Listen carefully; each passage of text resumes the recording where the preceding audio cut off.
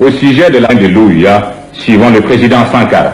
Et c'est pourquoi je voudrais proposer, Monsieur le Président, que nous établissions un barème de sanctions pour les chefs d'État qui ne répondent pas présents à l'appel, faisant en sorte que, par un ensemble de points de bonne conduite, ceux qui viennent régulièrement, comme nous par exemple, puissent être soutenus dans certains de leurs efforts. Exemple, les projets que nous soumettons à la BAD, la Banque africaine de développement, doivent être affectés d'un coefficient d'africanité. Les moins africains seraient pénalisés. Et comme cela, tout le monde viendra aux réunions ici. Le président du CNR et du FASO aborde maintenant le problème de la dette des pays africains. Nous estimons que la dette s'analyse d'abord de par ses origines. Les origines de la dette remontent aux origines du colonialisme. Ceux qui nous ont prêté de l'argent, ce sont ceux-là qui nous ont colonisés. Ce sont les mêmes qui géraient nos États et nos économies. Ce sont les colonisateurs qui endettaient l'Afrique auprès des bailleurs de fonds, leurs frères et cousins. Nous étions étrangers à cette dette. Nous ne pouvions donc pas la payer. La dette, c'est encore le néocolonialisme où les colonisateurs se sont transformés en assistants techniques. En fait, nous devrions dire qu'ils se sont transformés en assassins techniques. Et ce sont eux qui nous ont proposé des sources de financement, des bailleurs de fonds internes que l'on emploie chaque jour, comme s'il y avait des hommes dont le bâillement suffisait à créer le développement chez les autres. Ces bailleurs de fonds nous ont été conseillés, recommandés. On nous a présenté des montages financiers alléchants, des dossiers. Nous nous sommes endettés pour 50 ans, 60 ans, même plus. C'est-à-dire que l'on nous a amenés à compromettre le peuple pendant 50 ans et plus. Mais la dette, c'est sa forme actuelle. Contrôlée, dominée par l'impérialisme. Une reconquête savamment organisée pour que l'Afrique, sa croissance, son développement obéissent à des paliers, à des normes qui nous sont totalement étrangères, faisant en sorte que chacun de nous devienne l'esclave financier, c'est-à-dire l'esclave tout court de ceux qui ont eu l'opportunité, la ruse, la fourberie de placer les fonds chez nous avec l'obligation de rembourser. On nous dit de rembourser la dette. Ce n'est pas une question morale. Ce n'est pas une question de ce prétendu honneur que de rembourser ou de ne pas rembourser. Monsieur le Président, nous avons écouté et applaudi le Premier ministre de Norvège lorsqu'elle est intervenue ici même. Elle a dit, elle qui est européenne, que toute la dette ne peut pas être remboursée. La dette ne peut pas être remboursée. La dette ne peut pas être remboursée parce que, d'abord, si nous ne payons pas, nos bailleurs de fonds ne mourront pas. Soyons-en sûrs.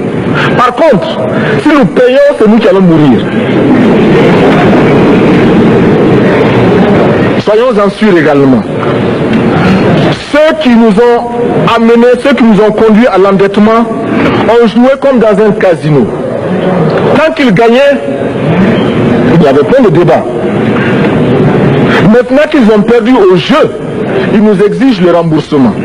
Et l'on parle de crise. Non, Monsieur le Président, ils ont joué, ils ont perdu, c'est la règle du jeu. La vie continue.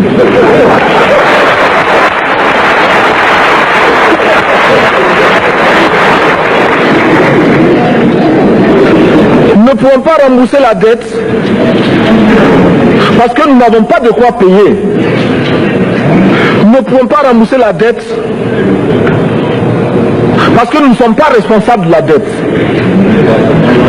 Nous ne pouvons pas payer la dette parce qu'au contraire, les autres nous doivent ce que les plus grandes richesses ne pourront jamais payer, c'est-à-dire la dette de sang. C'est notre sang qui a été versé. On parle du plan Marshall qui a refait l'Europe économique, mais on ne parle jamais du plan africain qui a permis à l'Europe de faire face aux hordes hitlériennes lorsque leur économie était menacée, leur stabilité était menacée. Qui a sauvé l'Europe? C'est l'Afrique. On en parle très peu. On en parle si peu que nous ne pouvons pas, nous, être complices de ce silence ingrat. Si les autres ne peuvent pas chanter nos louanges, nous avons au moins le devoir de dire que nos pères furent courageux et que nos anciens combattants ont sauvé l'Europe et finalement ont permis au monde de se débarrasser du nazisme. La dette, c'est aussi la conséquence des affrontements. Et lorsque l'on nous parle aujourd'hui de crise économique, on oublie de nous dire que la crise n'est pas venue de façon subite. La crise existe du tout temps. Et elle ira en s'aggravant chaque fois que les masses populaires seront de plus en plus conscientes de leurs droits face aux exploiteurs. Il y a crise aujourd'hui parce que les masses refusent que les richesses soient concentrées entre les mains de quelques individus. Il y a crise parce que quelques individus déposent dans des banques à l'étranger des sommes colossales qui suffiraient à développer l'Afrique. Il y a crise parce que face à ces richesses individuelles que l'on peut nommer, les masses populaires refusent de vivre dans les ghettos, dans les bas quartiers. Il y a crise parce que les peuples partout refusent d'être dans Soweto face à Johannesburg. Il y a donc lutte et l'exacerbation de cette lutte amène les tenants du pouvoir financier à s'inquiéter. On nous demande aujourd'hui d'être complices de la recherche d'un équilibre. Équilibre en faveur des tenants du pouvoir financier, équilibre au détriment de nos masses populaires.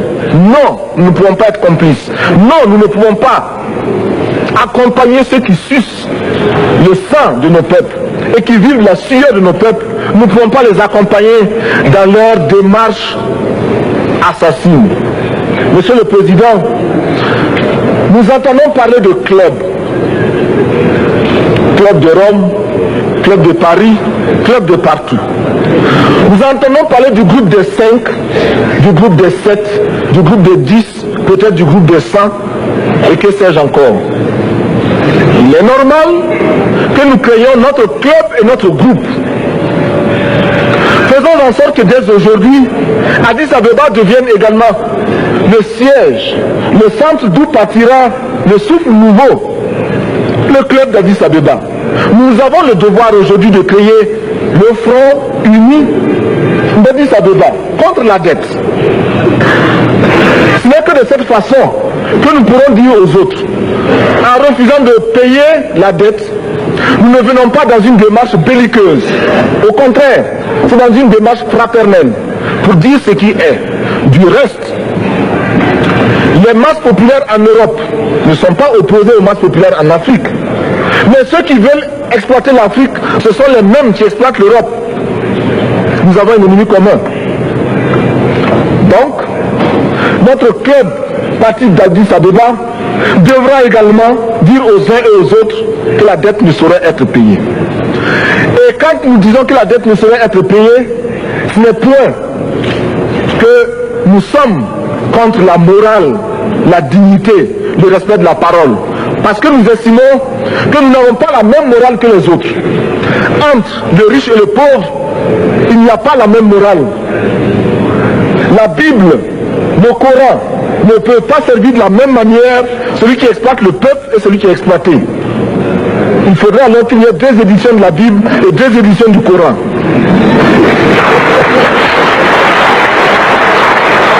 Nous ne pouvons pas accepter qu'on nous parle de dignité. Nous ne pouvons pas accepter qu'on nous parle de mérite de ceux qui payent et de perte de confiance vis-à-vis de ceux qui ne paieraient pas. Nous devons au contraire dire que c'est normal aujourd'hui. Nous devons au contraire reconnaître que les plus grands voleurs sont les plus riches. Un pauvre, quand il vole, ne commet qu'un larcin ou une peccadille, tout juste pour survivre par nécessité. Les riches, ce sont eux qui volent le fisc, les douanes et qui exploitent le peuple. Monsieur le Président, ma proposition ne vise pas simplement à provoquer ou à faire du spectacle. Je voudrais dire ce que chacun de nous pense et souhaite. Qui ici ne souhaite pas que la dette soit purement et simplement effacée? Celui qui ne le souhaite pas, il peut sortir, prendre son avion et aller tout de suite à la Banque mondiale payer. Tous nous souhaitons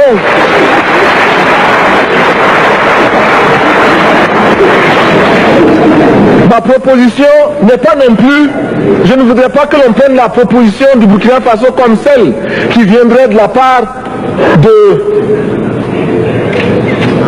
de jeunes sans maturité, sans expérience. Je ne voudrais pas non plus que l'on pense qu'il n'y a que les révolutionnaires à parler de cette façon. Je voudrais que l'on admette que c'est simplement l'objectivité et l'obligation. Et je peux citer, dans les exemples de ceux qui ont dit de ne pas payer la dette, des révolutionnaires comme des non-révolutionnaires, des jeunes comme des vieux. Je citerai par exemple, Fidel Castro a déjà dit de ne pas payer. Il n'a pas mon âge,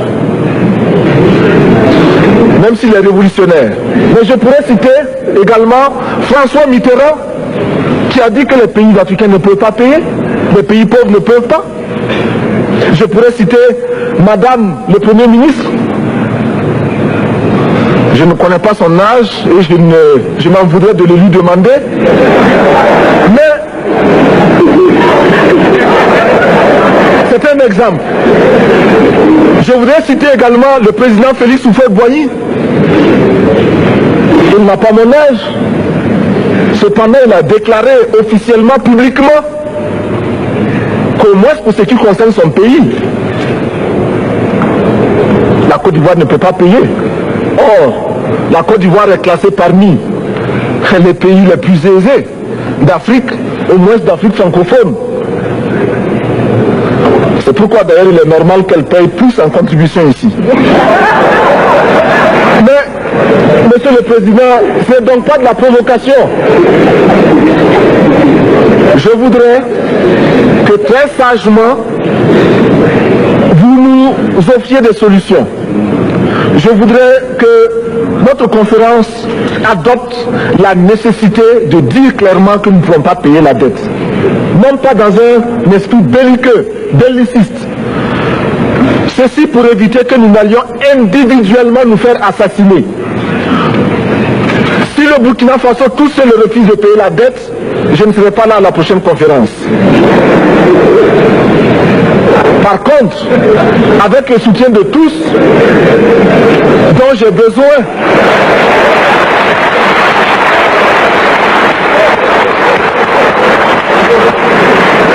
avec le soutien de tous, nous pourrons éviter de payer. Et en évitant de payer, nous pourrons à notre développement. Et je voudrais terminer en disant, chaque fois qu'un pays africain achète une arme, c'est contre un Africain. Ce n'est pas contre un Européen. Ce n'est pas contre un Asiatique. C'est contre un Africain.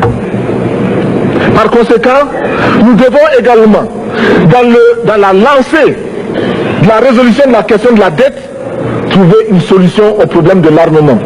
Je suis militaire et je porte une arme. Mais Monsieur le Président, je voudrais que nous nous désarmions. Parce que moi, je porte l'unique arme que je possède et d'autres ont camouflé les armes qu'ils ont.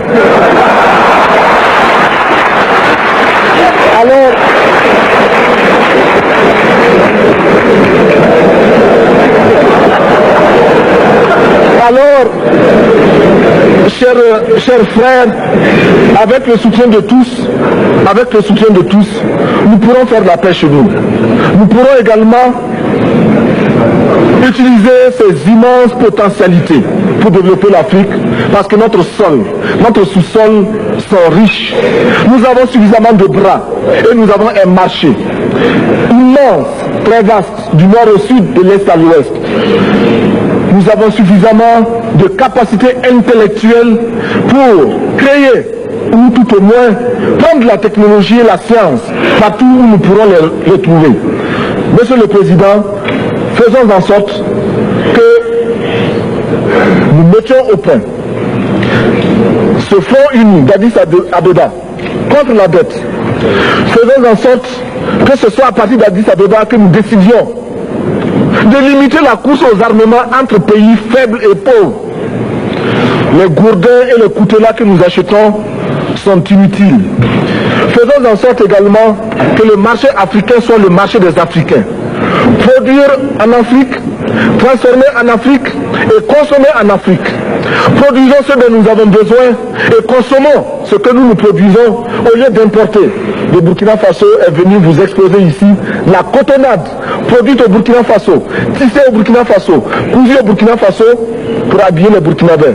Ma délégation et moi-même, nous sommes habillés par nos tisserands, nos paysans. Il n'y a pas un seul fil qui vienne de l'Europe ou de l'Amérique. Je ne fais pas un défilé de mode, mais je voudrais simplement dire que nous devons accepter de vivre africain. C'est la seule façon de vivre libre et de vivre digne. Je vous remercie, Monsieur le Président. La patrie ou la mort, nous vaincrons.